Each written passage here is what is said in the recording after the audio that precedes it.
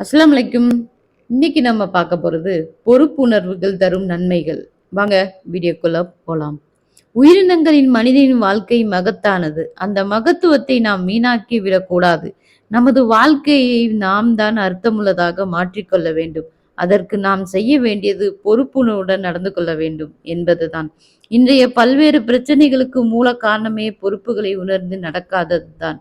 இதனால் தான் நபிகள் நாயகம் ஸல்லல்லாஹு அலைஹி வஸல்லம் அவர்கள் இப்படி சொன்னார்கள். நீங்கள் அனைவருமே பொறுப்பாளர்கள் தான். உங்கள் பொறுப்புகளை பற்றி நீங்கள் விசாரணை செய்யப்படுவீர்கள். தலைவர் பொறுப்பாளர், கணவன் தன் குடும்பத்திற்கு பொறுப்பாளர், மனைவி தன் கணவனுக்கும் தம் பிள்ளைகளுக்கும் பொறுப்பாளி. ஆக ஒவ்வொருவரும் பொறுப்பாளர்கள் தான். நீங்கள் அனைவருமே உங்களது பொறுப்புகளை பற்றி மறுமையில் விசாரிக்கப்படுவீர்கள்.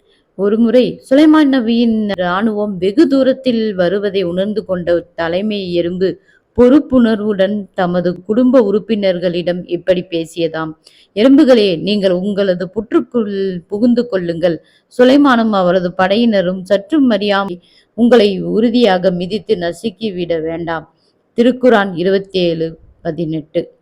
ஆறறிவற்ற ஒரு எறும்பு தன் இனத்தை காப்பதில் கண்ணும் கருத்துமாக பொறுப்புணர்வுடன் இருந்திருக்கிறது என்பதை இதிலிருந்து நாம் விளங்க முடிகிறது. எதையும் முன்கூட்டியே கணிக்கும் இத்தகைய பொறுப்புணர்வு உள்ளவர்கள்தான் இன்றைய தேசம் முழுவதும் தேவைப்படுகிறார்கள். தங்களுக்கான பொறுப்புகளை ஒவ்வொருவரும் சரியாக செய்தாலே போதும், உலகத்தின் எல்லா செயல்பாடுகளும் மிகச்சரியாக இயங்க ஆரம்பித்துவிடும். அஸ்ஸலாமு அலைக்கும் வரஹ்மத்துல்லாஹி வபரகாத்துஹு.